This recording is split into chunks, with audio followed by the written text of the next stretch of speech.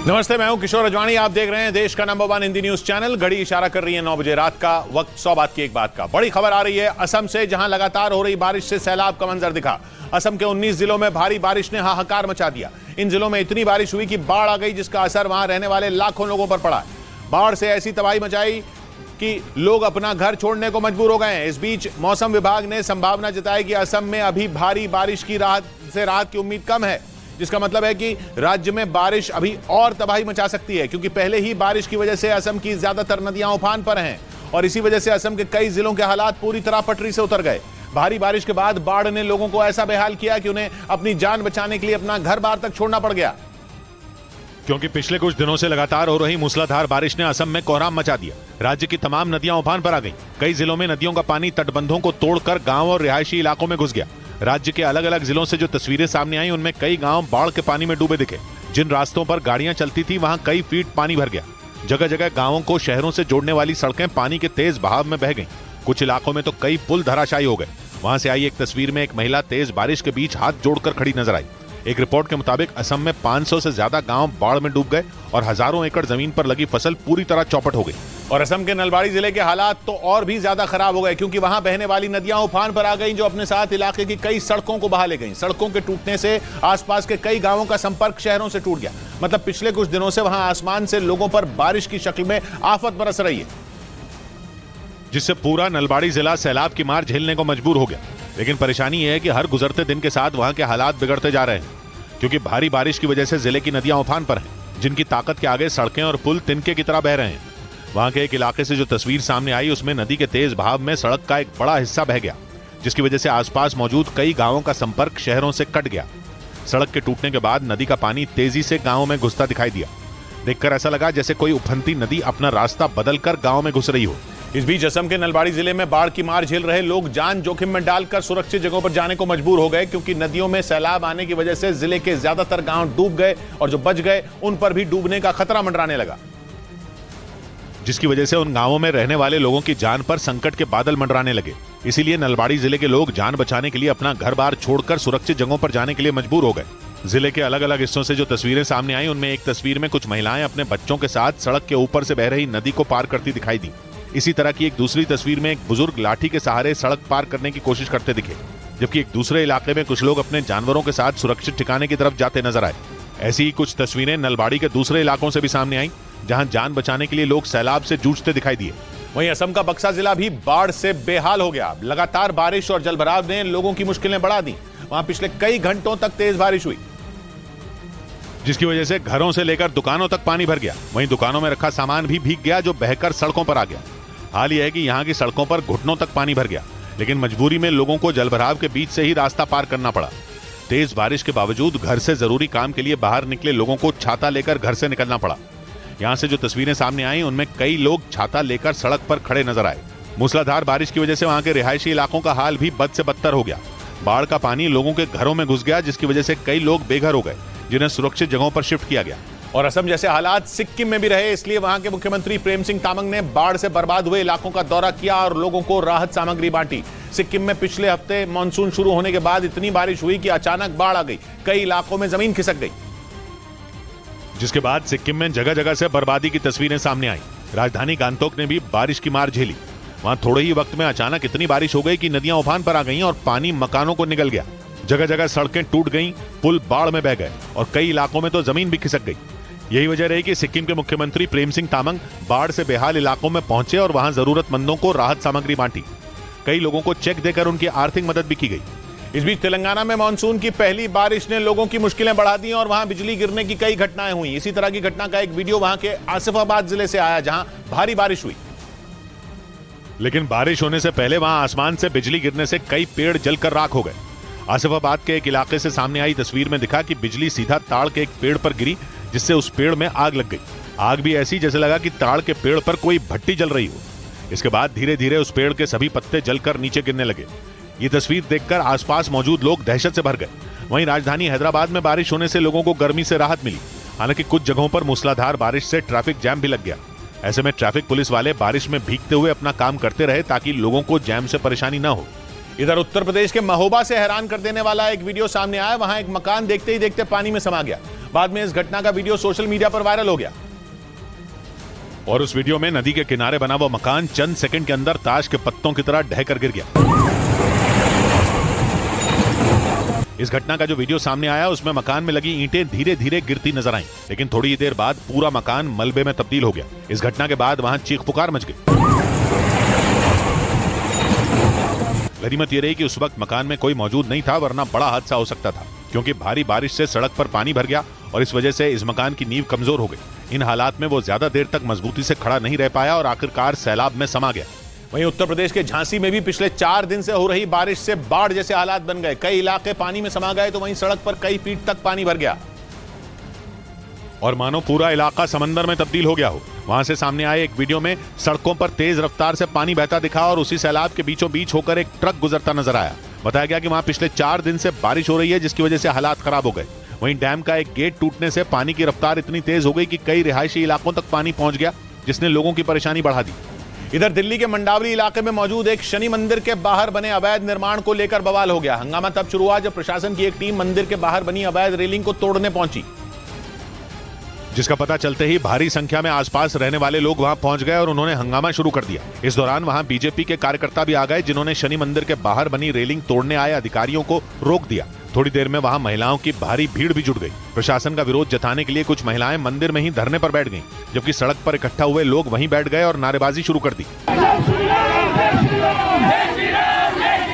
इस दौरान पुलिस और प्रशासन के अधिकारियों ने लोगों को समझाने की कोशिश की, लेकिन इसके बाद भी वहां बवाल होता रहा, जिसके बाद मामले की गंभीरता को देखते हुए पूरे इलाके में भारी संख्या में पुलिस के जवान तैनात कर दिए गए। और थोड़ी देर बाद दिल्ली के मंडावली इलाके में पुलिस और मंदिर के बाहर प्रदर्शन कर रहे लोगों के बीच झड़प शुरू हो गई। लोगों का आरोप है कि प्रशासन की एक टीम रेलिंग को नहीं बल्कि मंदिर को तोड़ने वहां पहुंची और जब उन्होंने इसका विरोध किया तो पुलिस वाले उनके साथ मारपीट पर उतर आए। वहां से जो तस्वीरें सामने आई उनमें मंदिर परिसर में धरना दे रही महिलाओं को पुलिस जबरन हटाने की कोशिश करती दिखी। इसी दौरान कुछ महिलाएं पुलिस वालों से उलझ गईं।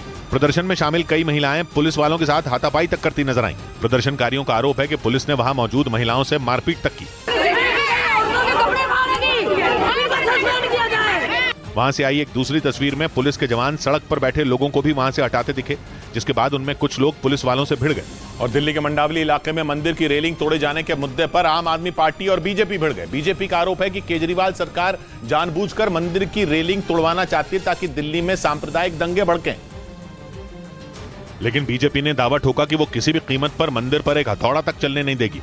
पार्टी ने आरोप लगाया कि दिल्ली की केजरीवाल सरकार अतिक्रमण हटाने के नाम पर जानबूझकर इस मंदिर को तोड़ने में जुटी है। केजरीवाल के जो मंसूबे हैं, जो हिंदू धर्म को दबाने की पूरी भरसक कोशिश रहती है, उसकी कोशिश को हम कामयाब नहीं होने देंगे। इन आरोपों पर आम आदमी पार्टी ने पलटवार करते हुए दिल्ली के उपराज्यपाल पर निशाना साधा। दिल्ली में अनेकों जगह 10 और मंदिर तोड़ने का आदेश एलजी साहब ने दिया। आम आदमी पार्टी के मुताबिक एलजी ने ही दिल्ली सरकार के फैसले को पलटते हुए मंदिरों को तोड़ने का आदेश जारी किया।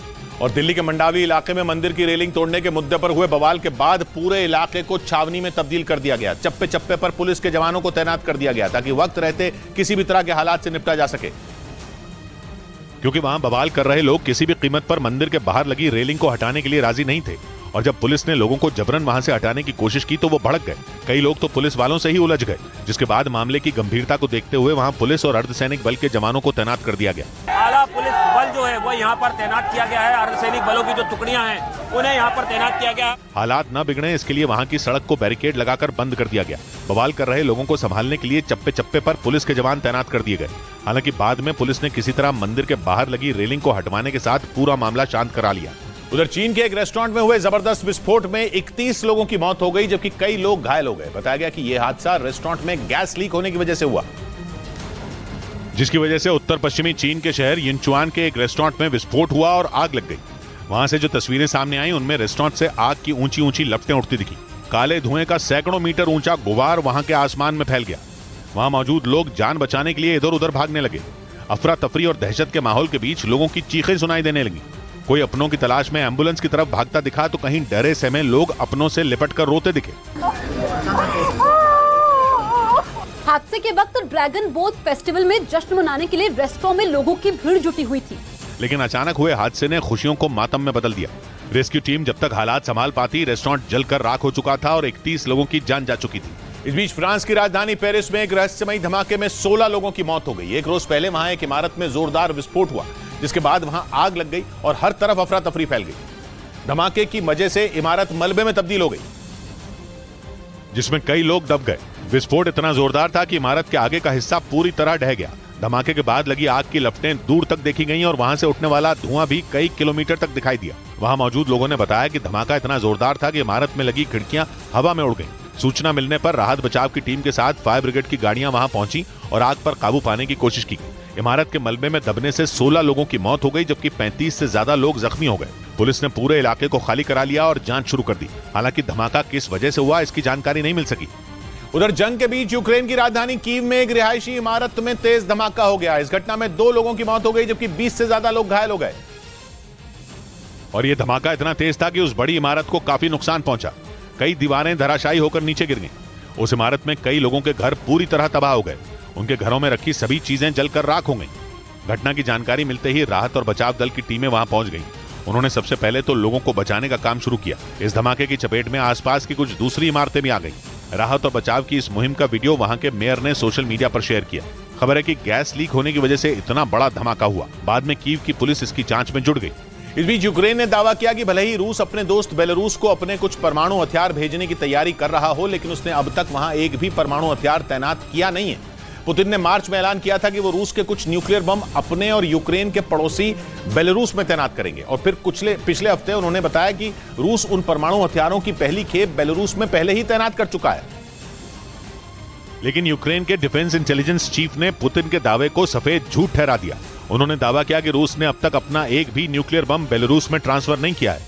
बेलारूस की सीमा रूस और यूक्रेन दोनों से लगती है। वो रूस का जिगरी दोस्त है और इस लिहाज से यूक्रेन से उसकी दुश्मनी है। यूक्रेन और रूस की जंग में यूक्रेन बल्कि पूरी दुनिया का सबसे बड़ा डर यह है कि रूस के पास परमाणु हथियार हैं, जो कि यूक्रेन के पास नहीं है, बेलारूस के पास भी नहीं है। लेकिन रूस के ऐलान के बाद से यूक्रेन की सांसें अटकी हुई हैं, क्योंकि यूक्रेन अपने पूर्व और उत्तर पूर्व में पहले ही रूस के परमाणु हथियारों के रडार पर है। ऐसे में अगर बेलारूस में भी रूस के परमाणु बम पहुंच गए तो यूक्रेन अपने उत्तर में भी घिर जाएगा। ब्रेकिंग न्यूज आ रही है। रूस ने दावा किया कि यूक्रेन ने क्राइमिया को खरसोन से जोड़ने वाले एक ब्रिज पर मिसाइल अटैक कर दिया है। यूक्रेन के राष्ट्रपति ज़ेलेंस्की पिछले साल ही ऐलान कर चुके हैं कि यूक्रेन की जंग रूस से क्राइमिया वापस लेकर ही पूरी होगी। और ज़ेलेंस्की की उस कसम को पूरा करने के लिए यूक्रेन इसी महीने की शुरुआत में बड़ा ऑपरेशन शुरू कर चुका है। ऐसे में रूस के ब्रिज अटैक के ताजे दावे के बाद लग रहा है कि यूक्रेन अपने क्राइमिया को वापस पाने के लिए फुल एक्शन में आ चुका है। रूस का दावा है कि यूक्रेन ने ब्रिज पर एक आध नहीं बल्कि 4 मिसाइलें दाग दी हैं। और रूस के दावा यहीं खत्म नहीं होता। उसका यह भी मानना है कि यह अटैक भले ही यूक्रेन ने किया, पर उसका ऑर्डर ब्रिटेन ने दिया, क्योंकि रूस का दावा है कि हमले में यूक्रेन को ब्रिटेन से मिली स्टॉर्म शैडो मिसाइलों का इस्तेमाल हुआ। और 2 दिन पहले ही रूस के रक्षा मंत्री ने आशंका जताई थी कि यूक्रेन की सेना क्राइमिया पर स्टॉर्म शैडो मिसाइल से हमला करने की तैयारी में है। उन्होंने धमकी भी दी थी कि अगर यूक्रेन ने पश्चिमी देशों के दिए हथियारों से क्राइमिया पर धावा बोला तो उसे मुंहतोड़ जवाब मिलेगा। लेकिन रूस के बयान से साफ है कि यूक्रेन ने उसकी धमकी को अनसुना कर दिया और यूक्रेन के बाकी हिस्से से क्राइमिया को काटने के लिए ब्रिज पर मिसाइल हमला कर दिया। सामने आई तस्वीरों में उस ब्रिज में बड़ा सा गड्ढा दिखा, जिसके आर पार सब नजर आया। पास में ही मिसाइल के टुकड़े भी पड़े दिखे। एक टुकड़े पर तो फ्रांस लिखा हुआ भी दिखा। यूक्रेन अपने दक्षिणी हिस्से से रूस की सेना को भगाने के लिए जोरदार पलटवार शुरू कर चुका है। वहीं सबसे तेज लड़ाई चल रही है और खरसोन प्रांत यूक्रेन के दक्षिण में ही है। उसके काफी हिस्से पर रूस का कब्जा है और यूक्रेन के एकदम दक्षिण में ही मौजूद क्राइमिया पर तो रूस बीते 9 साल से कुंडली मारकर बैठा है। रूस ने दावा किया कि खरसोन से क्राइमिया को जोड़ने वाले उसके पुल पर ही यूक्रेन ने मिसाइलें बरसा दी।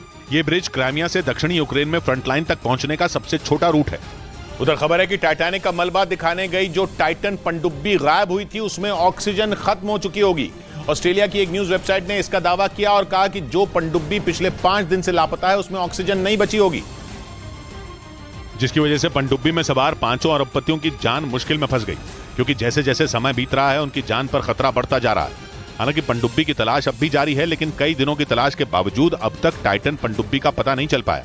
एक रोज पहले ही यह दावा किया गया था कि पनडुब्बी में सिर्फ 90 घंटे की ऑक्सीजन बची थी और उसके लापता होने के बाद 90 से ज्यादा घंटे बीत चुके हैं। मतलब साफ है, पनडुब्बी में ऑक्सीजन नहीं है, ऐसे में उसमें सवार लोगों का बचना नामुमकिन है। खबर यह भी आई थी कि पनडुब्बी में रखा खाने पीने का सामान भी खत्म हो चुका होगा।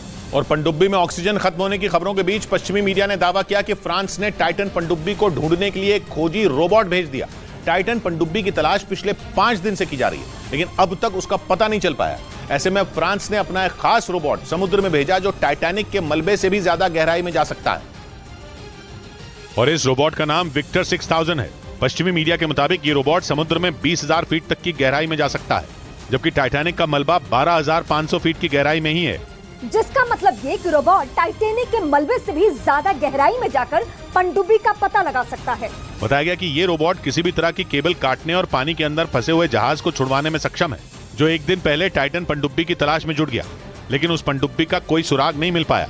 वहीं टाइटन पनडुब्बी की खोज तो जारी है, लेकिन उसका कोई पता नहीं चला और न ही उसमें बंद 5 अरब पत्तियों का कोई सुराग मिला। चिंता की बात यह है कि सिर्फ 22 फीट लंबी इस पनडुब्बी में सही से न बैठने की जगह है और न ही उठकर चलने की। इसी बीच पनडुब्बी में ऑक्सीजन खत्म होने की भी खबर आ गई और दावा यह किया जा रहा है कि 90 घंटे से ज्यादा का वक्त बीत जाने के बाद अब उनके पास खाना भी नहीं बचा होगा। एक रिपोर्ट के मुताबिक टाइटन पनडुब्बी सिर्फ 22 फीट लंबी और 9 फीट चौड़ी है, जो सिगार की तरह दिखती है। ये इतनी छोटी है कि इसमें लोग उठकर ठीक से चल तक नहीं सकते, इसलिए इसमें 8 घंटे तक का सफर भी मुश्किल हो जाता है। टाइटन पनडुब्बी में एक टॉयलेट भी है, लेकिन बताया गया कि उसका कभी इस्तेमाल ही नहीं किया गया और इसीलिए ये दावा किया गया कि इस छोटी सी पनडुब्बी से जाने का फैसला ही गलत था। हालांकि इस टाइटन पनडुब्बी से पहले भी टाइटैनिक के मलबे तक लोग पहुंच चुके हैं, लेकिन इस बार समंदर में उतरने के बाद से ही ये पनडुब्बी लापता है। इधर सूत्रों के हवाले से खबर है कि दिल्ली पुलिस को शक है कि मशहूर सिंगर और रैपर हनी सिंह से गोल्डी बराड़ के नाम पर किसी दूसरे गैंग ने जबरन वसूली की डिमांड की। खबर है कि पुलिस इस नए एंगल से भी मामले की जांच में जुट गई।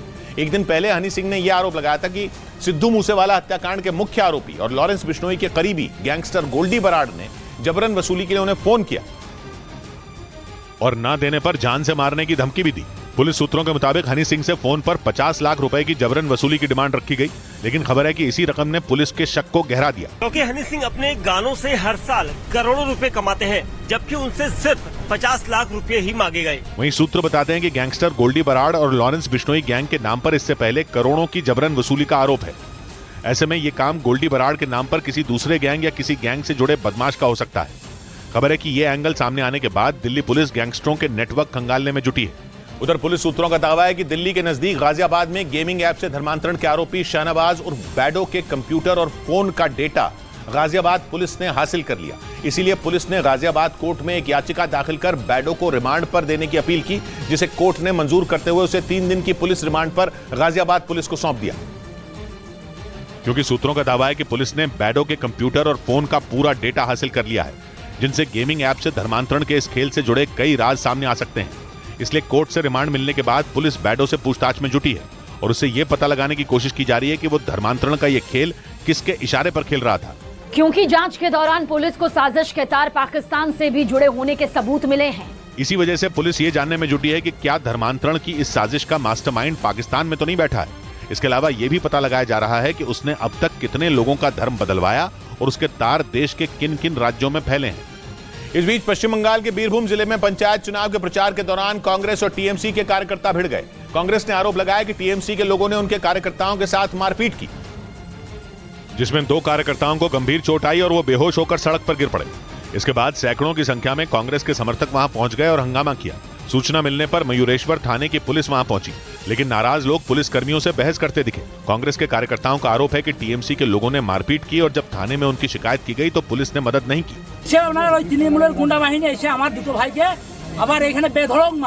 हालांकि ममता बनर्जी की पार्टी तृणमूल कांग्रेस ने कांग्रेस कार्यकर्ताओं के आरोप को खारिज कर दिया। उधर मुंबई के माहिम इलाके में उद्धव ठाकरे के साथ औरंगजेब की तस्वीर वाले पोस्टर लगने पर खलबली मच गई। ये पोस्टर किसने लगाया ये पता नहीं चल पाया। विवाद बढ़ने के बाद इन्हें हटा भी दिया गया, लेकिन इन पोस्टरों ने महाराष्ट्र में कुछ दिन पहले गरमाए औरंगजेब विवाद को हवा दे दी, क्योंकि कुछ दिन पहले एमआईएम नेता के औरंगजेब का पोस्टर लहराने पर महाराष्ट्र में बवाल हो गया था और मुंबई के माहिम इलाके में लगे इस पोस्टर ने उस विवाद को फिर से गरमा दिया, क्योंकि पोस्टर में उद्धव ठाकरे और औरंगजेब की तस्वीरें साथ नजर आईं। साथ ही पोस्टर में बाबा साहेब आंबेडकर के पोते प्रकाश आंबेडकर की तस्वीर भी दिखी। खबर आई कि ये पोस्टर रातों रात लगाए गए, जिन्हें विवाद बढ़ते ही हटा दिया गया, लेकिन एनसीपी ने इशारों में इसे उद्धव विरोधियों की साजिश बता दिया। राजनीति सीधी करने के लिए किसके साथ किसका फोटो लगा देना। विवाद बढ़ने के बाद पुलिस ने इस मामले की जांच शुरू कर दी। इधर दिल्ली की तिहाड़ जेल में मोबाइल फोन की तलाशी के दौरान कैदियों ने जमकर बवाल किया। जेल कर्मियों के मुताबिक वहां मोबाइल फोन जब्त करने का विरोध करने के दौरान 20 कैदी घायल हो गए और तिहाड़ जेल में यह पूरा बवाल तब शुरू हुआ जब जेल कर्मी वहां कैदियों के बैरक की तलाशी लेने पहुंचे। बताया गया कि जेल कर्मियों को यह खबर लगी कि तिहाड़ में कुछ कैदी मोबाइल फोन का इस्तेमाल कर रहे हैं, जिसके बाद वहां तलाशी अभियान शुरू किया गया। तलाशी के दौरान एक कैदी से एक मोबाइल फोन बरामद कर लिया गया। जेल कर्मियों के मुताबिक इसी बीच वहां मौजूद कैदियों ने एक दूसरे पर दबाव बनाने के लिए वार करने शुरू कर दिए ताकि उनके आपस में लड़ने से घबराकर जेल कर्मी लौट जाएं। जेल कर्मियों के मुताबिक इस घटना में 20 कैदी घायल हो गए। उधर मुंबई के वेस्टर्न एक्सप्रेस हाईवे पर घोड़ा गाड़ी की रेस लगाना महंगा पड़ गया। पुलिस ने हाईवे पर घोड़ा गाड़ी से रेस करने के आरोप में 4 लोगों को गिरफ्तार कर लिया, क्योंकि वो लोग वेस्टर्न एक्सप्रेस हाईवे पर घोड़ा गाड़ी दौड़ा रहे थे। जो वीडियो सामने आया उसमें घोड़ा गाड़ी को 2 लोग तेज रफ्तार से सड़क पर दौड़ाते नजर आए, जबकि कुछ लोग मोटरसाइकिल पर बैठकर रास्ते से लोगों को हटाते दिखे। वीडियो वायरल होने के बाद पुलिस एक्शन में आ गई। पुलिस ने आरोपियों के खिलाफ केस दर्ज कर उन्हें गिरफ्तार कर लिया। साथ ही उनकी घोड़ा गाड़ी को भी जब्त कर लिया गया। इस बीच पेरिस में एक शिखर सम्मेलन में हिस्सा लेने पहुंचे पाकिस्तान के प्रधानमंत्री शहबाज शरीफ की जबरदस्त बेइज्जती हो गई। जैसे ही शहबाज शरीफ वहां पहुंचे, जोरदार बारिश होने लगी, जिसके बाद वहां आए मेहमानों को अंदर तक ले जाने के लिए कुछ कर्मचारी छाता लिए नजर आए। लेकिन जैसे ही शहबाज शरीफ की गाड़ी रुकी, उन्होंने वहां खड़ी कर्मचारी के हाथ से छाता छीना और अकेले ही आगे बढ़ गए, जिसका असर यह हुआ कि वो कर्मचारी उनके पीछे पीछे चलते हुए पूरी तरह भीग गई। और इसी बात पर पाकिस्तान के प्रधानमंत्री शहबाज शरीफ का मजाक उड़ाया जाने लगा। इसके बाद एक दूसरे वीडियो में वो अपने शरीर से बड़ा सूट पहनने की वजह से निशाने पर आ गए। उस वीडियो में वो तस्वीरें खिंचवाते वक्त बार बार अपना सूट ठीक करते नजर आए, जिसके बाद इन दोनों वीडियो के जरिए सोशल मीडिया पर पाकिस्तानी प्रधानमंत्री शहबाज शरीफ की खूब खिल्ली उड़ाई गई। वहीं मीडिया रिपोर्ट के हवाले से खबर है कि आर्थिक तंगी से जूझ रहे पाकिस्तान ने IMF के बेल आउट पैकेज के लिए अमेरिका के सामने गिड़गिड़ाना शुरू कर दिया। पाकिस्तान के मीडिया के मुताबिक उनके वित्त मंत्री इसहाक डार ने इस्लामाबाद में अमेरिका के राजदूत से मुलाकात की, जिसमें आर्थिक संकट में फंसे देशों को कर्ज देने वाली संस्था IMF के लोन को बहाल करने को लेकर चर्चा की गई, क्योंकि भयानक आर्थिक संकट से जूझ रहे पाकिस्तान में जल्द ही चुनाव होने वाले हैं और प्रधानमंत्री शहबाज शरीफ जानते हैं कि अगर जल्द ही कुछ नहीं किया गया तो चुनावों में उनकी पार्टी को एक बड़ी शिकस्त का सामना करना पड़ सकता है। दावा किया गया कि इसलिए उन्होंने अपने वित्त मंत्री को अमेरिकी राजदूत से मिलने के लिए भेज दिया, ताकि अमेरिका के आगे हाथ पैर जोड़कर ही सही, लेकिन IMF से लोन हासिल किया जा सके।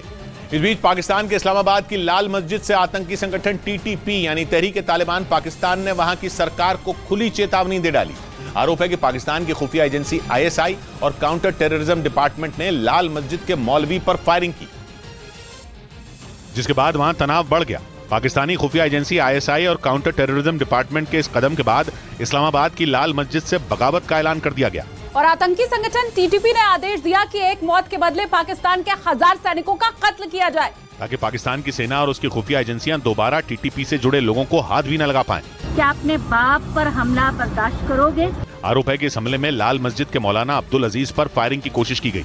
इस दौरान उन्हें काफी चोट आई, लेकिन वो बचकर किसी तरह मस्जिद पहुंच गए।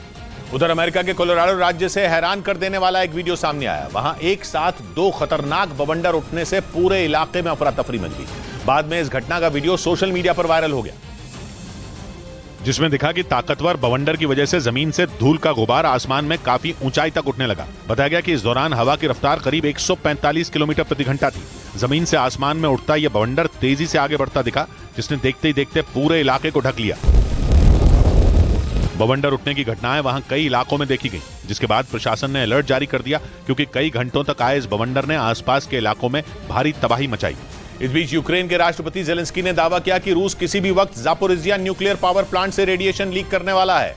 यूक्रेन का जापोरिजिया परमाणु प्लांट यूरोप का सबसे बड़ा न्यूक्लियर पावर प्लांट है और पिछले साल जब से रूस ने उस पर कब्जा किया है, तभी से वहां परमाणु हादसे की आशंका जताई जा रही है। मगर इस बार खुद जेलेंस्की ने दावा किया कि उनकी इंटेलिजेंस को जानकारी मिली है कि रूस परमाणु प्लांट में आतंकी हमला करने वाला है और वो जापोरिजिया परमाणु प्लांट से रेडिएशन फैलाकर पूरे यूरोप को मारने की तैयारी पूरी कर चुका है। जेलेंस्की की इस चेतावनी के बाद दुनिया के होश उड़ गए। जापोरिजिया न्यूक्लियर प्लांट रूस के ही कब्जे में है, वो वहां अपनी मर्जी से कुछ भी कर सकता है। यूक्रेन और पश्चिमी देश वैसे ही आरोप लगा चुके हैं कि रूस परमाणु प्लांट को अपना मिलिट्री बेस बनाकर बैठा है। इसलिए जेलेंस्की ने चेतावनी दी कि सभी देश मिलकर जल्द एक्शन लें, मगर रूस ने जेलेंस्की के दावे को एक नया झूठ करार दिया। इधर बिहार के शिवहर से हैरान कर देने वाला एक वीडियो सामने आया। वहां कुछ लुटेरों ने पिस्तौल के दम पर एक बैंक में लूटपाट की। यही नहीं, उन लुटेरों ने एक गार्ड को गोली मारकर जख्मी भी कर दिया और बैंक के अंदर घुसकर वहां लूट मचा दी। इस घटना का जो CCTV वीडियो सामने आया, उसमें वो लुटेरे पिस्तौल के दम पर बैंक के एक कर्मचारी से अलमारी का ताला खोलने के लिए कहते दिखे। जैसे ही बैंक कर्मचारी ने ताला खोला, सारे लुटेरे पैसों से भरी उस अलमारी पर टूट पड़े। इसके बाद लुटेरों ने कई बैगों में पैसा भरना शुरू कर दिया और जब पैसा भरने के लिए बैग कम पड़ गए तो वो लुटेरे अपनी पैंट में नोटों की गड्डियां भरने लगे। बताया गया कि लुटेरे करीब 27 लाख रुपए लेकर फरार हो गए। घटना की जानकारी मिलने के बाद पुलिस ने उस इलाके को सील कर दिया और उन आरोपियों की तलाश के लिए सर्च ऑपरेशन शुरू कर दिया। उधर मध्य प्रदेश के खंडवा में विधानसभा चुनाव को लेकर रणनीति बनाने के दौरान पार्टी दफ्तर में ही कांग्रेस के कुछ नेता आपस में भिड़ गए। कांग्रेस के इसी दफ्तर में 3 दिन पहले टिकट बंटवारे के मुद्दे पर कुछ नेताओं ने मारपीट की थी और यह मुद्दा अभी शांत भी नहीं हुआ था कि कांग्रेस के कुछ नेता एक बार फिर अपना आपा खो बैठे। वहां से सामने आए एक वीडियो में दिखा कि पार्टी के कुछ नेताओं के बीच जबानी जंग शुरू हो गई। इस दौरान वहां पार्टी के बड़े नेताओं के साथ पर्यवेक्षक भी मौजूद थे, लेकिन उनके सामने ही काफी देर तक हंगामा होता रहा। 3 दिन पहले इसी दफ्तर में कांग्रेस नेताओं के बीच जमकर मारपीट हुई थी। उस दिन टिकट बंटवारे के मुद्दे पर बैठक बुलाई गई थी, जो झड़प की वजह से नहीं हो पाई। उस बैठक में जिला कांग्रेस अध्यक्ष पर पैसे लेकर टिकट बेचने के भी आरोप लगाए गए थे। इस बीच मध्य प्रदेश के इंदौर में कुछ दिन पहले हुई बजरंग दल और पुलिस की झड़प का नया सीसीटीवी वीडियो सामने आया। कुछ दिन पहले बजरंग दल के कार्यकर्ताओं ने नशाखोरी के खिलाफ जो प्रदर्शन किया था, उसमें पुलिस और बजरंग दल के कार्यकर्ताओं के बीच झड़प हो गई और अब उसी झड़प का नया सीसीटीवी वीडियो सामने आया, जिसमें बजरंग दल के कार्यकर्ता पुलिस पर पथराव करते दिखे। कुछ कार्यकर्ताओं ने पुलिस के साथ बदसलूकी भी की और डीसीपी का कॉलर पकड़ते भी नजर आए, जिसके बाद पुलिस ने उन पर लाठीचार्ज कर दिया, जिसमें बजरंग दल के कुछ कार्यकर्ता घायल हो गए। इस मामले पर कार्रवाई करते हुए थाना प्रभारी को लाइन हाजिर कर दिया गया था और डीसीपी धर्मेंद्र सिंह भदौरिया का ट्रांसफर कर दिया गया था। वहीं एडीजी स्तर के अधिकारी को इस मामले की जांच सौंप दी गई। वहीं मध्य प्रदेश के इंदौर में पुलिस ने एक लड़के को धमकाते हुए उसका वीडियो बनाने के आरोप में एक बदमाश को गिरफ्तार कर लिया। इससे पहले भोपाल से भी ऐसा ही एक वीडियो सामने आया था, जिसमें कुछ बदमाश एक लड़के को बुरी तरह पीटते नजर आए थे और आरोप है कि भोपाल की तरह इंदौर में भी बदमाशों ने एक लड़के को निशाना बनाया। इस दौरान उन्होंने उस लड़के को न सिर्फ पीटा, बल्कि उसे जान से मारने की धमकी भी दी। आरोप है कि 5 बदमाश उस लड़के को पार्टी करने के बहाने से ले गए और फिर वहां उसकी बुरी तरह पिटाई की। बताया गया कि उन बदमाशों को यह शक था कि वो लड़का उनमें एक की बहन को छेड़ता था, जिसके बाद उन्होंने उस लड़के को सबक सिखाने के लिए उससे मारपीट की। फरियादी को आरोपियों ने बुलाया था, उसके बाद फिर उसके साथ मारपीट की घटना कारित की थी। हालांकि शिकायत दर्ज कराए जाने के बाद पुलिस ने एक बदमाश को गिरफ्तार कर लिया और बाकियों की तलाश में जुट गई। इस बीच देश के अलग अलग हिस्सों में हुए विरोध के बाद फिल्म आदिपुरुष के 5 विवादास्पद डायलॉग बदल दिए गए। 16 जून को रिलीज हुई फिल्म आदिपुरुष के इन डायलॉग पर पहले दिन से ही देश भर में विवाद छिड़ा हुआ था। इन डायलॉग के विरोध में देश के कई हिस्सों में प्रदर्शन भी हुए और फिल्म आदिपुरुष को बैन करने की मांग तक की गई, जिसके बाद आखिरकार फिल्म के उन विवादास्पद डायलॉग को बदल दिया गया जिन पर आपत्ति जताई गई।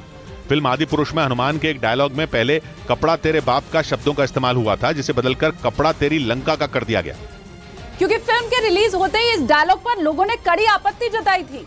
जानकारी के मुताबिक बवाल के बाद फिल्म के कुल 5 डायलॉग बदले गए। इस बारे में फिल्म के डायलॉग लिखने वाले मनोज मुंतशिर ने पहले ही ट्वीट कर इसकी जानकारी भी दी थी। वहीं विवादों का सामना कर रही फिल्म आदिपुरुष के बचाव में उस फिल्म की एक्टर कृति सेनन की मां गीता सेनन उतर आई। कृति सेनन ने इस फिल्म में जानकी का किरदार निभाया है। उन्हें भी सोशल मीडिया पर फिल्म आदिपुरुष की वजह से काफी आलोचना झेलनी पड़ी, जिसके बाद उनकी मां ने लोगों से आदिपुरुष फिल्म के पीछे की भावनाओं को समझने की अपील की और इंस्टाग्राम पर फिल्म आदिपुरुष के समर्थन में एक पोस्ट भी की। फिल्म आदिपुरुष में जानकी का किरदार निभाने वाली एक्टर कृति सेनन की मां गीता सेनन ने अपनी इस पोस्ट में रामचरितमानस की एक चौपाई का भी जिक्र किया और लोगों से अपील की कि फिल्म की गलतियों को भूलकर उसके पीछे की भावनाओं को समझा जाना चाहिए। 16 जून को रिलीज हुई फिल्म आदिपुरुष अपने डायलॉग और फिल्म की कहानी को लेकर पहले दिन से ही विवादों में है। यहाँ तक कि इस फिल्म के खिलाफ देश के कई शहरों में प्रदर्शन भी हुए। उधर बिहार के मुजफ्फरपुर में सरकारी अस्पताल में काम करने वाले एक क्लर्क ने छापेमारी के दौरान करोड़ों की संपत्ति का पता चला। विजिलेंस टीम ने उसके यहां छापेमारी की तो उन्हें 2 करोड़ रुपए से ज्यादा की संपत्ति के दस्तावेज मिले, जिससे वहां हड़कंप मच गया, क्योंकि जिस सरकारी कर्मचारी की 2 करोड़ से ज्यादा की संपत्ति होने का पता चला वो वहां के सरकारी अस्पताल में क्लर्क है। उसके खिलाफ आय से अधिक संपत्ति की शिकायत मिली थी, जिसके बाद विजिलेंस टीम ने उसके घर और दफ्तर पर छापेमारी की तो वहां से करोड़ों की संपत्ति के दस्तावेज मिले।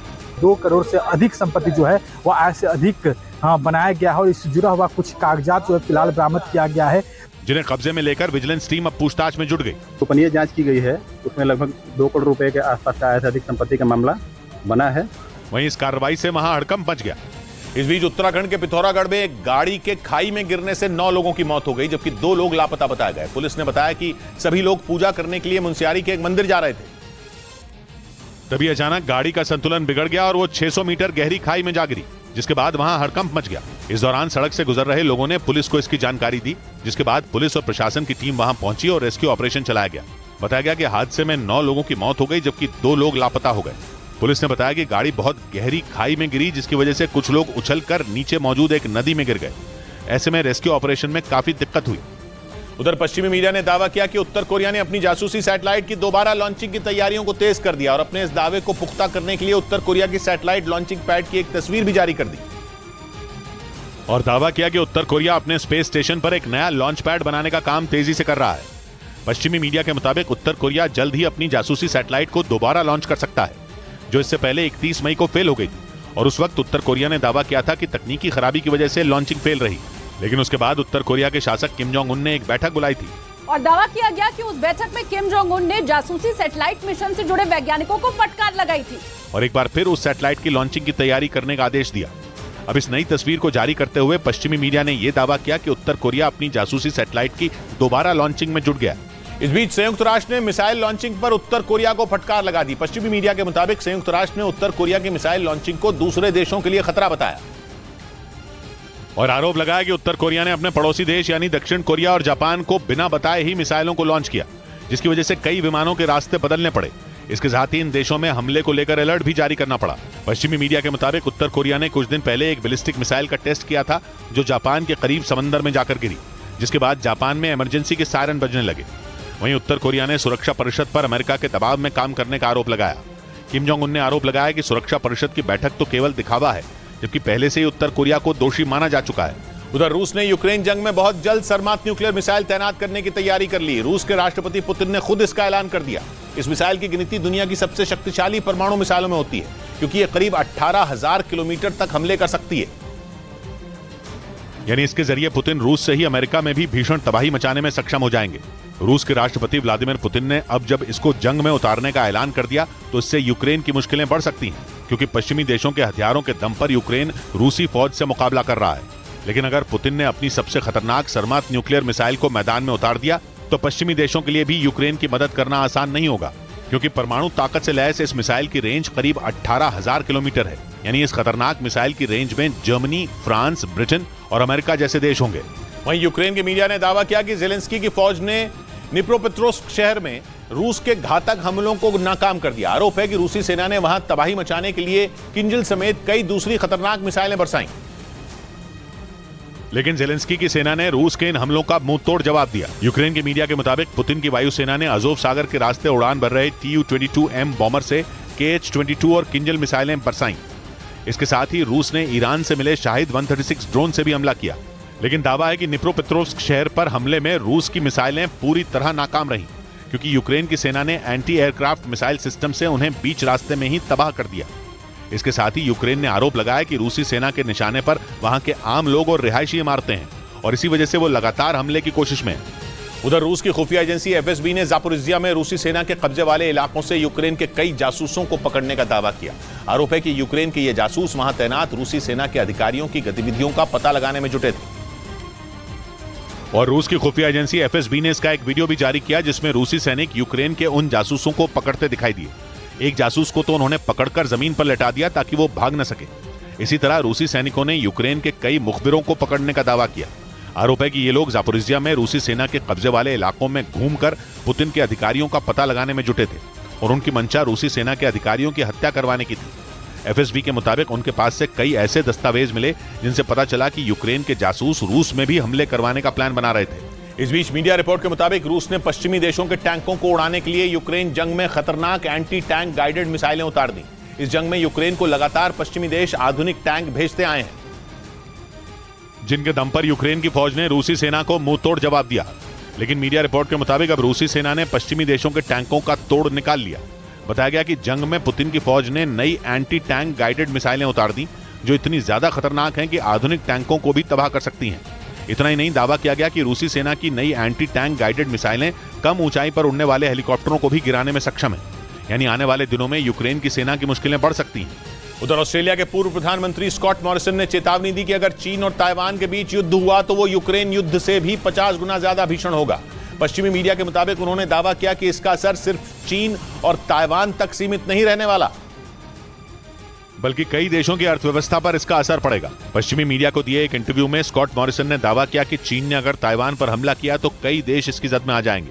उन्होंने ये भी दावा किया कि रूस और यूक्रेन के बीच छिड़ी जंग से जितना नुकसान हुआ है उससे 50 गुना ज्यादा पूरी दुनिया को नुकसान उठाना होगा, जबकि पहले से ही यूक्रेन युद्ध को लेकर रूस और अमेरिका में ठनी हुई है और इसका खमियाजा आर्थिक तौर पर कई देशों को उठाना पड़ रहा है। इस बीच यूरेशियन टाइम्स नाम की वेबसाइट ने दावा किया कि चीन से तनाव के बीच अमेरिका के परमाणु बम गिराने वाले 2 बॉम्बर इंडोनेशिया पहुंच गए। बताया गया कि परमाणु बम बरसाने की ताकत रखने वाले ये विमान अमेरिकी विदेश मंत्री के चीन दौरे पर पहुंचने के बाद इंडोनेशिया में उतरे, जहां दोनों विमानों ने आसमान में इंडोनेशिया की वायुसेना के साथ अभ्यास किया। अमेरिका के B-52 विमान परमाणु बम बरसाने की ताकत रखते हैं। ये दुश्मन को पलक झपकते ही पूरी तरह तबाह करने में सक्षम है। यही वजह है कि अमेरिकी विदेश मंत्री के चीन दौरे के बीच ही जब ये इंडोनेशिया में उतरे तो हर कोई हैरान रह गया, क्योंकि एक तरफ तो अमेरिकी विदेश मंत्री चीन के साथ दोस्ती मजबूत करने की बात कर रहे थे, वहीं दूसरी तरफ उनके बम बरसाने वाले विमान इंडोनेशिया में उतर गए। यानी अमेरिका ने चीन की तरफ दोस्ती का हाथ भी बढ़ाया, लेकिन उसे चारों तरफ से घेरने की तैयारी भी तेज कर दी। इधर उत्तर प्रदेश के कासगंज में एक शादी में खाना खाने से 21 लोगों की तबीयत अचानक बिगड़ गई, जिससे हड़कंप मच गया और फिर उन लोगों को जिला अस्पताल में भर्ती कराया गया। बताया गया कि सोरों से बारात कासगंज आई थी, जहां बारातियों के लिए खाने का इंतजाम किया गया। उस शादी में शामिल बारातियों ने जैसे ही दावत का खाना खाया, अचानक 21 लोगों की तबीयत बिगड़ गई, जिसके बाद सभी को इलाज के लिए जिला अस्पताल में भर्ती कराया गया।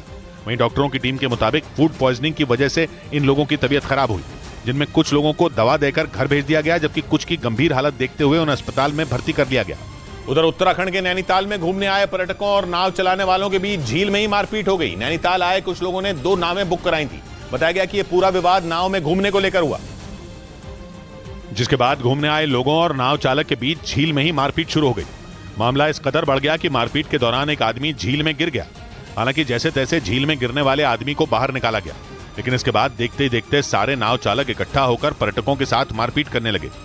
बताया गया कि यह पूरा विवाद नाव में घूमने को लेकर हुआ, जहां घूमने आए पर्यटकों ने 2 नाव बुक कराई थी, लेकिन जब उनके मुताबिक झील में उन्हें नहीं घुमाया गया तो पर्यटकों और नाव चालक के बीच मारपीट शुरू हो गई। इधर दिल्ली के पीतमपुरा इलाके में संदिग्ध हालात में एक लड़के का शव उसी के घर में फांसी के फंदे से लटका मिला, जहां एक केक भी रखा था। पुलिस ने बताया कि कमरे से बदबू आने के बाद पड़ोसियों ने पुलिस को सूचना दी और जब वहां पहुंचकर पुलिस ने कमरे का दरवाजा खोला तो उस लड़के का शव फांसी के फंदे पर लटका हुआ था। उस कमरे में हर तरफ बदबू फैली हुई थी। बताया गया कि वो लड़का वहां अकेला ही रहता था।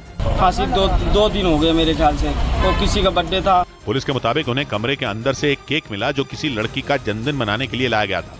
पुलिस ने बताया कि ये वही लड़की थी जिससे वो लड़का कुछ दिन से बातचीत कर रहा था। पुलिस ये पता लगाने की कोशिश में जुटी है कि उस लड़के ने खुदकुशी की या किसी ने उसकी हत्या की। उधर दिल्ली के पास उत्तर प्रदेश के गाजियाबाद में स्टंट करने वाले 6 लड़कों पर पुलिस ने एक्शन लिया और बीच सड़क ट्रैफिक नियमों की धज्जियां उड़ाने के आरोप में मोटरसाइकिल नंबर के आधार पर 19,000 का चालान काट दिया। क्योंकि कुछ दिन पहले एक वीडियो वायरल हुआ था जिसमें ये 6 लड़के स्टंट करते दिख रहे थे। सभी लड़के एक ही मोटरसाइकिल पर सवार थे, जिनमें मोटरसाइकिल चलाने वाला लड़का टंकी पर और बाकी 5 उसके पीछे बैठे थे। उन सभी लड़कों ने किसी ने भी हेलमेट तक नहीं पहना था। इस दौरान सड़क से गुजर रहे एक कार सवार ने उन लड़कों का मोटरसाइकिल पर स्टंट करते हुए वीडियो बनाकर सोशल मीडिया पर वायरल कर दिया और जैसे ही गाजियाबाद की लोनी पुलिस ने इस वायरल वीडियो को देखा, इस मामले में संज्ञान लिया गया और मोटरसाइकिल नंबर के आधार पर 19,000 का चालान काट दिया गया, ताकि इस तरह के जानलेवा स्टंट करने पर रोक लगाई जा सके।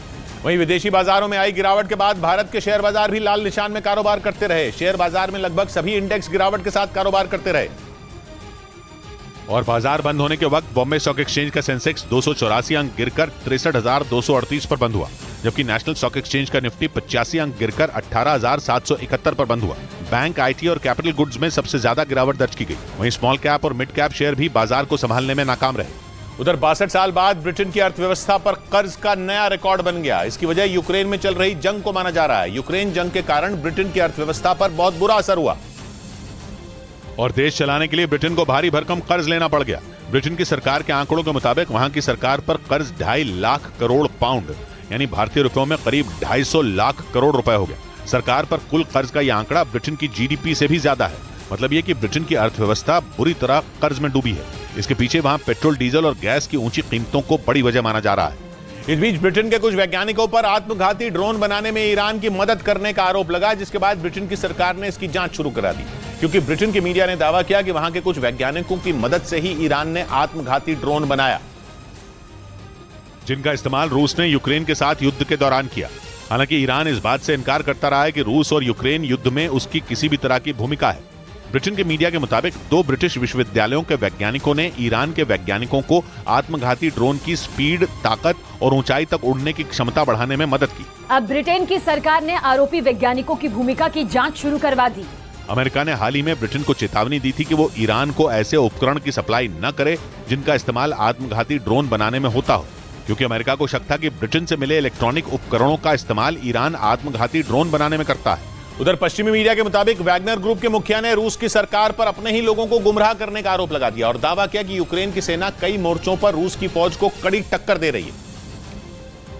इतना ही नहीं, वैगनर ग्रुप के मुखिया येवगेनी प्रिगोजिन के मुताबिक रूस कब्जे वाले कई इलाकों से हाथ भी धो चुका है, लेकिन इसके बावजूद रूस की सरकार जंग में बढ़त बनाने के दावे करके अपने ही लोगों को गुमराह कर रही है। वैगनर ग्रुप के चीफ ने दावा किया कि रूस जंग में हथियारों और गोला बारूद की कमी से भी जूझ रहा है, लेकिन सरकार इसे भी लोगों से छिपा रही है। उन्होंने चेतावनी दी कि अगर हालात ऐसे ही रहे तो रूस को क्राइमिया से भी हाथ धोना पड़ सकता है। हालांकि ये पहला मौका नहीं है जब पुतिन की प्राइवेट आर्मी कहे जाने वाले वैगनर ग्रुप के चीफ ने बागी तेवर दिखाए हों। इससे पहले वो कई बार रूस की फौज पर निशाना साधते आए हैं। इस बीच यूक्रेन की सेना ने रूस के एक Mi-24 हेलीकॉप्टर को मार गिराने का दावा किया। यूक्रेन के रक्षा मंत्रालय ने बताया कि रूस का वो हेलीकॉप्टर यूक्रेन एक सैन्य ठिकाने पर बमबारी करने के इरादे से पहुंचा था, लेकिन दावा किया गया कि पहले से ही अलर्ट यूक्रेन के सैनिकों ने रूस के उस हेलीकॉप्टर पर रॉकेट लॉन्चर की मदद से ताबड़तोड़ हमला कर दिया और कोई नुकसान पहुंचाने से पहले ही रूस के खतरनाक Mi-24 हेलीकॉप्टर को हवा में ही तबाह कर दिया। हालांकि यूक्रेन के रक्षा मंत्रालय ने यह नहीं बताया कि उसके सैनिकों ने यूक्रेन के किस इलाके में रूस के उस हेलीकॉप्टर को ढेर किया।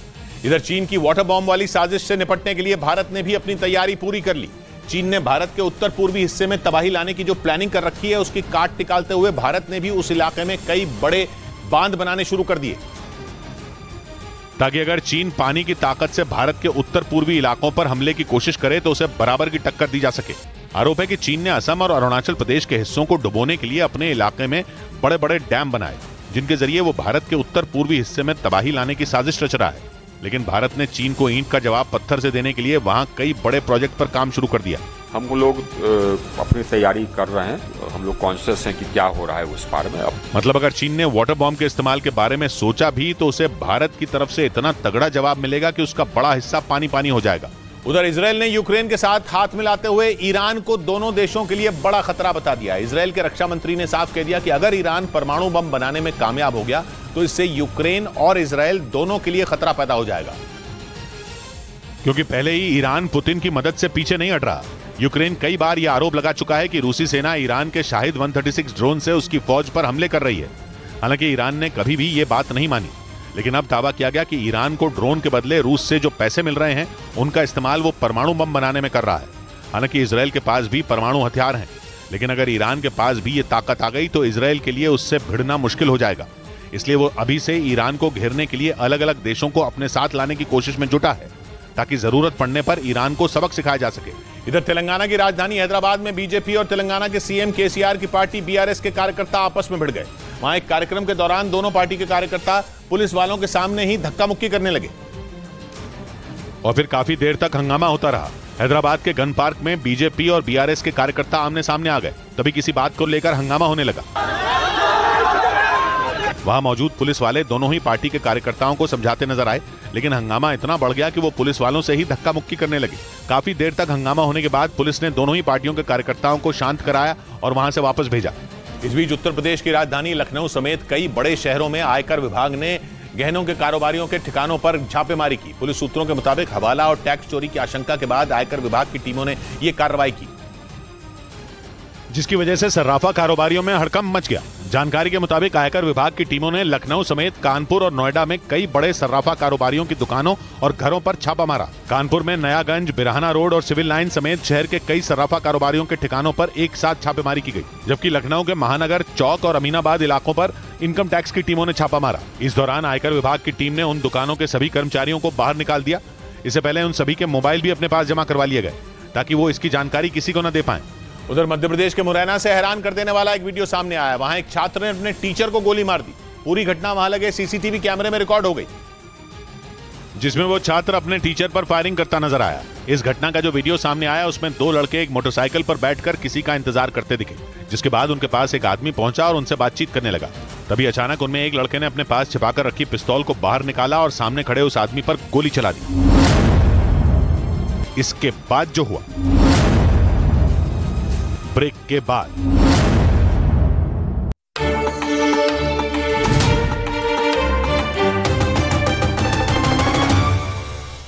से आया जहां भारी बारिश हुई, लेकिन बारिश होने से पहले वहां आसमान से बिजली गिरने से कई पेड़ जलकर राख हो गए।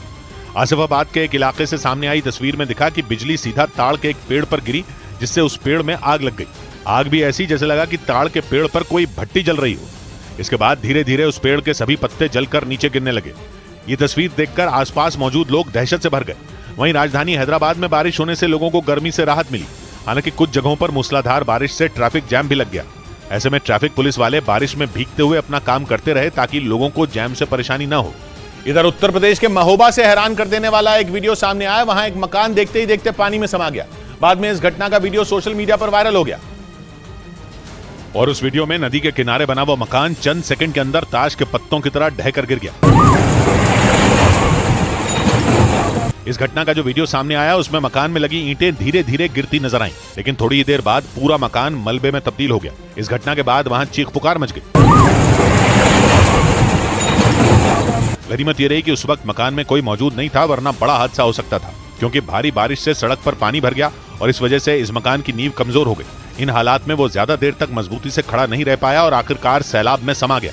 वहीं उत्तर प्रदेश के झांसी में भी पिछले 4 दिन से हो रही बारिश से बाढ़ जैसे हालात बन गए। कई इलाके पानी में समा गए तो वहीं सड़क पर कई फीट तक पानी भर गया और मानो पूरा इलाका समंदर में तब्दील हो गया हो। वहां से सामने आए एक वीडियो में सड़कों पर तेज रफ्तार से पानी बहता दिखा और उसी सैलाब के बीचों बीच होकर एक ट्रक गुजरता नजर आया। बताया गया कि वहां पिछले 4 दिन से बारिश हो रही है, जिसकी वजह से हालात खराब हो गए।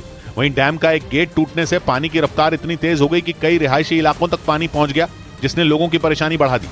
इधर दिल्ली के मंडावली इलाके में मौजूद एक शनि मंदिर के बाहर बने अवैध निर्माण को लेकर बवाल हो गया। हंगामा तब शुरू हुआ जब प्रशासन की एक टीम मंदिर के बाहर बनी अवैध रेलिंग को तोड़ने पहुंची, जिसका पता चलते ही भारी संख्या में आसपास रहने वाले लोग वहां पहुंच गए और उन्होंने हंगामा शुरू कर दिया। इस दौरान वहां बीजेपी के कार्यकर्ता भी आ गए, जिन्होंने शनि मंदिर के बाहर बनी रेलिंग तोड़ने आए अधिकारियों को रोक दिया। थोड़ी देर में वहां महिलाओं की भारी भीड़ भी जुट गई। प्रशासन का विरोध जताने के लिए कुछ महिलाएं मंदिर में ही धरने पर बैठ गईं, जबकि सड़क पर इकट्ठा हुए लोग वहीं बैठ गए और नारेबाजी शुरू कर दी।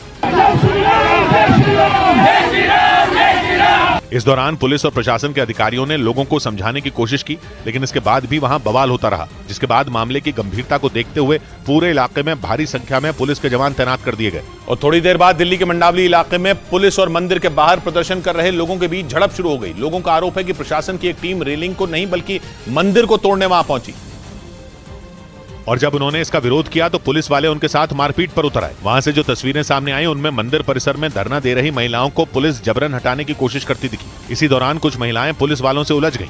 प्रदर्शन में शामिल कई महिलाएं पुलिस वालों के साथ हाथापाई तक करती नजर आईं। प्रदर्शनकारियों का आरोप है कि पुलिस ने वहां मौजूद महिलाओं से मारपीट तक की। वहां से आई एक दूसरी तस्वीर में पुलिस के जवान सड़क पर बैठे लोगों को भी वहां से हटाते दिखे, जिसके बाद उनमें कुछ लोग पुलिस वालों से भिड़ गए। बड़ी खबर आ रही है असम से, जहां लगातार हो रही बारिश से सैलाब का मंजर दिखा। असम के 19 जिलों में भारी बारिश ने हाहाकार मचा दिया। इन जिलों में इतनी बारिश हुई कि बाढ़ आ गई, जिसका असर वहां रहने वाले लाखों लोगों पर पड़ा। बाढ़ से ऐसी तबाही मचाई कि लोग अपना घर छोड़ने को मजबूर हो गए हैं। इस बीच मौसम विभाग ने संभावना जताई कि असम में अभी भारी बारिश की राहत की उम्मीद कम है, जिसका मतलब है कि राज्य में बारिश अभी और तबाही मचा सकती है, क्योंकि पहले ही बारिश की वजह से असम की ज्यादातर नदियां उफान पर हैं और इसी वजह से असम के कई जिलों के हालात पूरी तरह पटरी से उतर गए। भारी बारिश के बाद बाढ़ ने लोगों को ऐसा बेहाल किया कि उन्हें अपनी जान बचाने के लिए अपना घर बार तक छोड़ना पड़ गया, क्योंकि पिछले कुछ दिनों से लगातार हो रही मूसलाधार बारिश ने असम में कोहराम मचा दिया। राज्य की तमाम नदियां उफान पर आ गईं। कई जिलों में नदियों का पानी तटबंधों को तोड़कर गांव और रिहायशी इलाकों में घुस गया। राज्य के अलग अलग जिलों से जो तस्वीरें सामने आई उनमें कई गांव बाढ़ के पानी में डूबे दिखे। जिन रास्तों पर गाड़ियां चलती थी वहां कई फीट पानी भर गया। जगह जगह गांवों को शहरों से जोड़ने वाली सड़कें पानी के तेज बहाव में बह गईं। कुछ इलाकों में तो कई पुल धराशायी हो गए। वहां से आई एक तस्वीर में एक महिला तेज बारिश के बीच हाथ जोड़कर खड़ी नजर आई। एक रिपोर्ट के मुताबिक असम में 500 से ज्यादा गांव बाढ़ में डूब गए और हजारों एकड़ जमीन पर लगी फसल पूरी तरह चौपट हो गई। और असम के नलबाड़ी जिले के हालात तो और भी ज्यादा खराब हो गए, क्योंकि वहां बहने वाली नदियां उफान पर आ गईं, जो अपने साथ इलाके की कई सड़कों को बहा ले गईं। सड़कों के टूटने से आसपास के कई गांवों का संपर्क शहरों से टूट गया। मतलब पिछले कुछ दिनों से वहां आसमान से लोगों पर बारिश की शक्ल में आफत बरस रही है, जिससे पूरा नलबाड़ी जिला सैलाब की मार झेलने को मजबूर हो गया। लेकिन परेशानी यह है कि हर गुजरते दिन के साथ वहां के हालात बिगड़ते जा रहे हैं। क्योंकि भारी बारिश की वजह से जिले की नदियां उफान पर हैं, जिनकी ताकत के आगे सड़कें और पुल तिनके की तरह बह रहे हैं। वहां के एक इलाके से जो तस्वीर सामने आई उसमें नदी के तेज बहाव में सड़क का एक बड़ा हिस्सा बह गया, जिसकी वजह से आसपास मौजूद कई गांवों का संपर्क शहरों से कट गया। सड़क के टूटने के बाद नदी का पानी तेजी से गांवों में घुसता दिखाई दिया। देखकर ऐसा लगा जैसे कोई उफनती नदी अपना रास्ता बदलकर गांव में घुस रही हो। इस बीच असम के नलबाड़ी जिले में बाढ़ की मार झेल रहे लोग जान जोखिम में डालकर सुरक्षित जगहों पर जाने को मजबूर हो गए, क्योंकि नदियों में सैलाब आने की वजह से जिले के ज्यादातर गांव डूब गए और जो बच गए उन पर भी डूबने का खतरा मंडराने लगा, जिसकी वजह से उन गांवों में रहने वाले लोगों की जान पर संकट के बादल मंडराने लगे। इसीलिए नलबाड़ी जिले के लोग जान बचाने के लिए अपना घर बार छोड़कर सुरक्षित जगहों पर जाने के लिए मजबूर हो गए। जिले के अलग अलग हिस्सों से जो तस्वीरें सामने आई उनमें एक तस्वीर में कुछ महिलाएं अपने बच्चों के साथ सड़क के ऊपर से बह रही नदी को पार करती दिखाई दी। इसी तरह की एक दूसरी तस्वीर में एक बुजुर्ग लाठी के सहारे सड़क पार करने की कोशिश करते दिखे, जबकि एक दूसरे इलाके में कुछ लोग अपने जानवरों के साथ सुरक्षित ठिकाने की तरफ जाते नजर आए। ऐसी ही कुछ तस्वीरें नलबाड़ी के दूसरे इलाकों से भी सामने आई, जहां जान बचाने के लिए लोग सैलाब से जूझते दिखाई दिए। वहीं असम का बक्सा जिला भी बाढ़ से बेहाल हो गया। लगातार बारिश और जलभराव ने लोगों की मुश्किलें बढ़ा दी। वहां पिछले कई घंटों तक तेज बारिश हुई, जिसकी वजह से घरों से लेकर दुकानों तक पानी भर गया। वहीं दुकानों में रखा सामान भी भीग गया, जो बहकर सड़कों पर आ गया।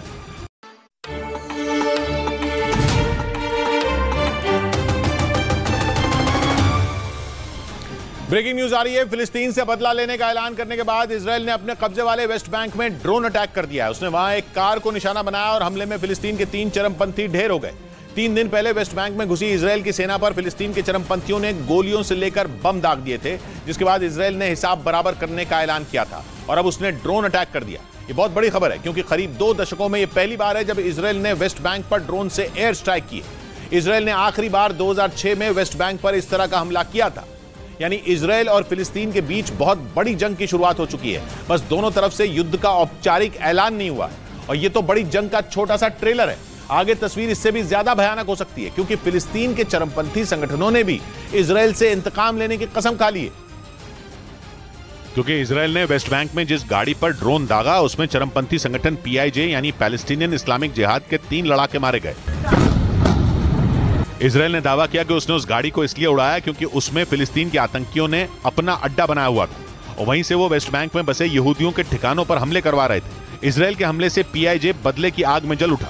उसने इसे इजरायल की बहुत बड़ी गलती बताया और ऐलान किया कि वो अपने साथियों की मौत को न भूलेगा न डरेगा, बल्कि इजरायल पर हमले अब और बढ़ेंगे। लेकिन फिलिस्तीन के चरमपंथियों की धमकियों का इजरायल पर कोई असर नहीं पड़ा और उसकी सेना ने वेस्ट बैंक में घुसकर फिलिस्तीन के एक आदमी के मकान को बम ब्लास्ट करके ढहा दिया। इजरायल ने बताया कि उस फिलिस्तीनी ने पिछले साल उसके एक सैनिक की हत्या की थी, इसलिए अपने जवान की शहादत का बदला लेने के लिए इजरायल की सेना ने उस फिलिस्तीनी का मकान ही गिरा दिया। सुबह सुबह जब पूरा वेस्ट बैंक सो रहा था, तब इजरायल ने फिलिस्तीन के उस कथित हमलावर के मकान को उड़ा दिया। इजरायल के सैनिकों ने खुद उस फिलिस्तीनी के मकान में रात भर बारूद फिट किया और फिर उसे डेटोनेट कर दिया। अपने यहां हमला करने वाले फिलिस्तीनियों से हिसाब बराबर करने के लिए इजरायल यही तरीका अपना रहा है। बीते कुछ वक्त से वो एक के बाद एक कई फिलिस्तीनियों के मकान इसी तरह बम धमाके में गिरा चुका है। इधर मध्य प्रदेश के मुरैना से हैरान कर देने वाला एक वीडियो सामने आया है। वहां एक छात्र ने अपने टीचर को गोली मार दी। पूरी घटना वहां लगे CCTV कैमरे में रिकॉर्ड हो गई, जिसमें वो छात्र अपने टीचर पर फायरिंग करता नजर आया। इस घटना का जो वीडियो सामने आया उसमें 2 लड़के एक मोटरसाइकिल पर बैठकर किसी का इंतजार करते दिखे, जिसके बाद उनके पास एक आदमी पहुंचा और उनसे बातचीत करने लगा। तभी अचानक उनमें एक लड़के ने अपने पास छिपाकर रखी पिस्तौल को बाहर निकाला और सामने खड़े उस आदमी पर गोली चला दी, जिससे वो आदमी जमीन पर गिर गया। जबकि मौके का फायदा उठाकर वो दोनों लड़के वहां से फरार हो गए, जिसके बाद वहां पहुंची पुलिस ने उस आदमी को अस्पताल में भर्ती कराया। कुछ पैसे वैसे में कोई विवाद हुआ था इनका। पुलिस ने CCTV वीडियो के आधार पर केस दर्ज कर लिया और आरोपियों की तलाश शुरू कर दी। उधर पाकिस्तान के कब्जे वाले कश्मीर में आटे की भारी किल्लत से हाहाकार मच गया। आटा नहीं मिलने से नाराज लोगों के सब्र का बांध टूट गया। उन्होंने बाजार बंद कर दिया और चक्का जाम कर दिया। सरकार के खिलाफ प्रदर्शन कर रहे लोगों ने सड़क को बड़े बड़े पत्थरों से बंद कर दिया। आटे की किल्लत झेल रहे लोग सड़क पर उतर आए और सरकार के खिलाफ अपना गुस्सा जाहिर किया। प्रदर्शन में शामिल लोगों ने बताया कि बाजार में कई दिनों से आटा खत्म हो गया। आटा आ भी रहा है तो कीमत इतनी ज्यादा है कि उसे खरीदना उनके बस की बात नहीं।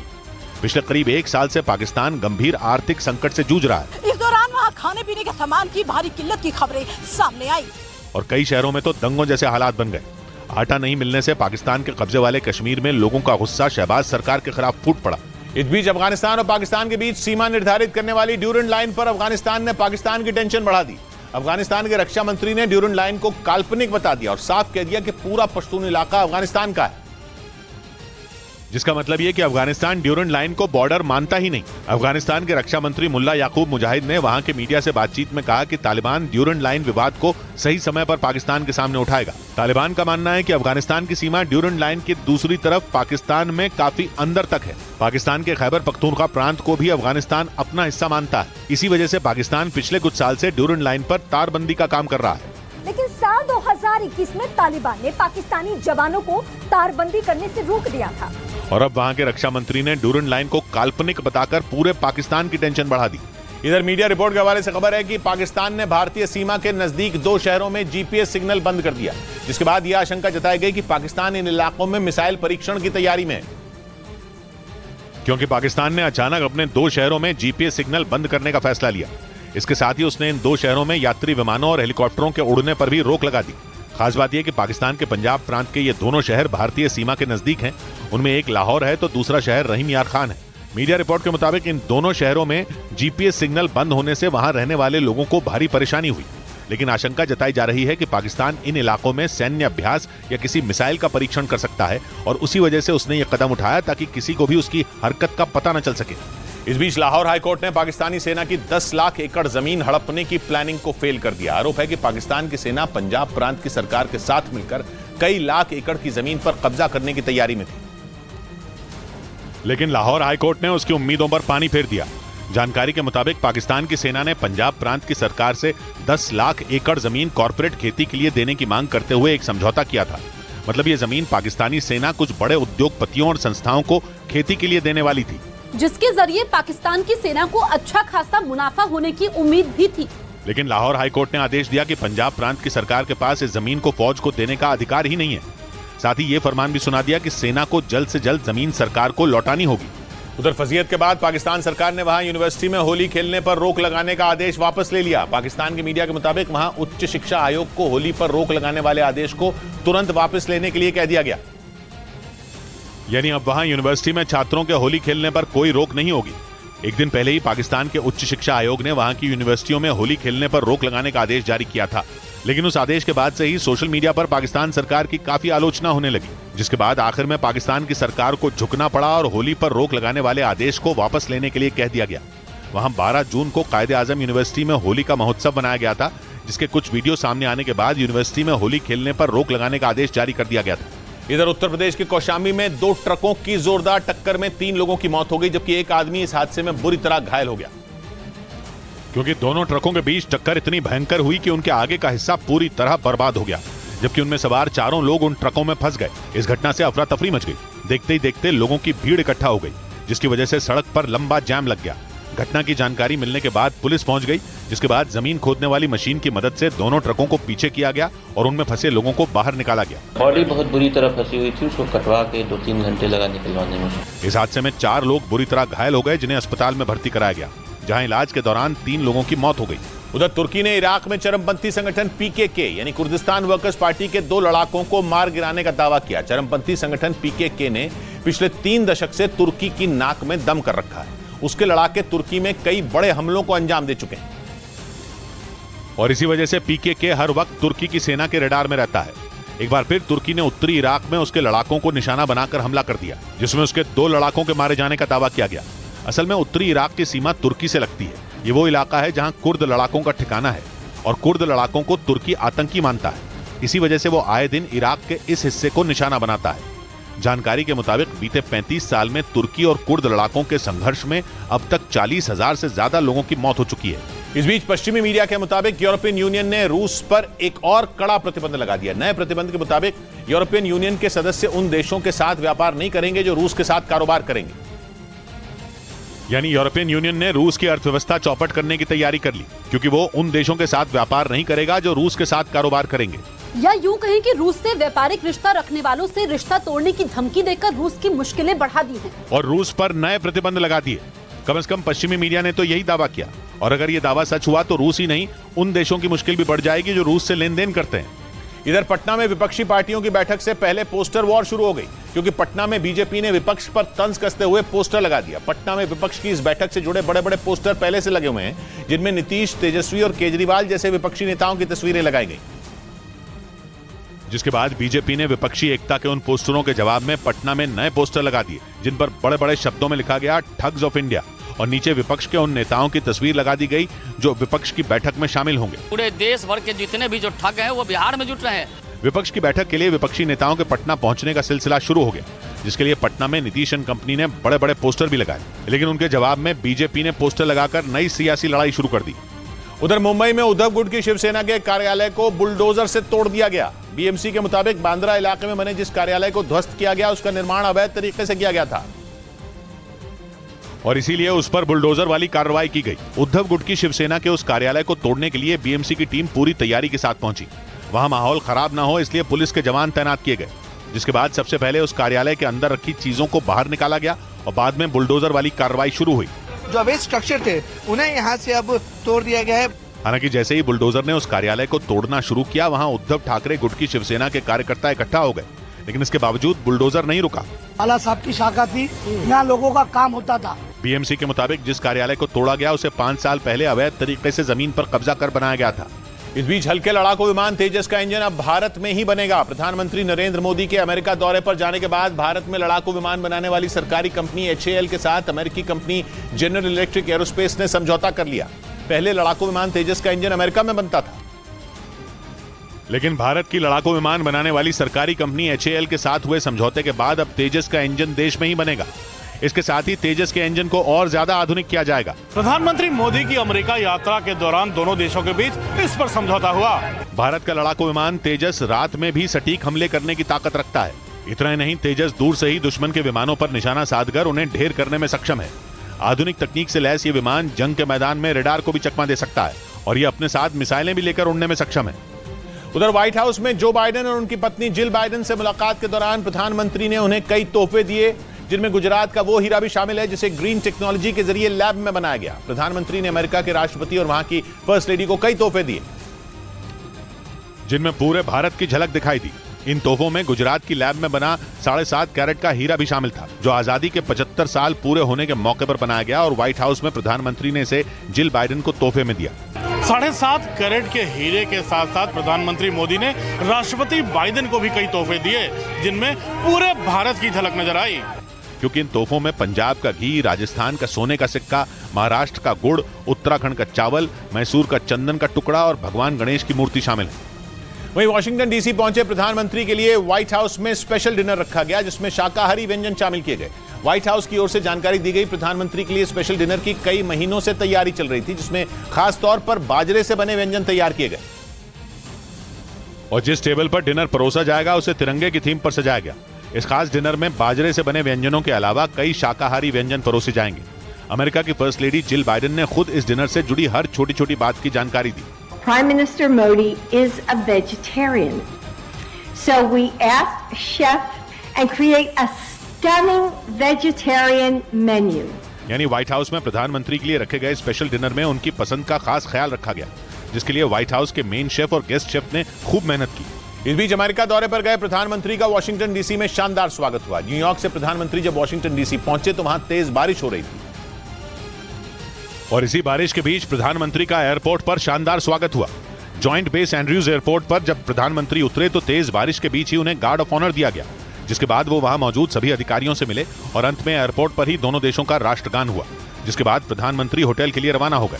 वहीं वाशिंगटन डीसी में होटल के बाहर प्रधानमंत्री के स्वागत के लिए भारतीय समुदाय के लोगों की जबरदस्त भीड़ उमड़ी। न्यूयॉर्क की तरह वाशिंगटन डीसी के होटल के बाहर भी प्रधानमंत्री को देखने के लिए बड़ी संख्या में लोग पहुंच गए और जैसे ही प्रधानमंत्री उनके बीच पहुंचे उनकी खुशी का ठिकाना नहीं रहा। ढोल नगाड़ों के साथ पहुंचे इन लोगों ने जैसे ही प्रधानमंत्री को देखा वो उनका नाम पुकारने लगे। लोगों का उत्साह देखकर प्रधानमंत्री भी उनका जोश बढ़ाने उनके बीच पहुंच गए और हाथ हिलाकर उनका अभिवादन किया। उधर प्रधानमंत्री के व्हाइट हाउस पहुंचने पर अमेरिकी राष्ट्रपति जो बाइडेन और उनकी पत्नी जिल बाइडेन ने गर्मजोशी से उनका स्वागत किया। अपनी अमेरिका यात्रा के दूसरे दिन प्रधानमंत्री व्हाइट हाउस पहुंचे, जहां उनके स्वागत के लिए जो बाइडेन पहले से मौजूद थे और जैसे ही प्रधानमंत्री गाड़ी से उतरे जो बाइडेन ने गर्मजोशी से उनका स्वागत किया और फिर हाथ पकड़कर उन्हें अपने साथ ले गए और अपनी पत्नी जिल बाइडेन से मिलवाया। तीनों ने साथ में तस्वीर भी खिंचवाई।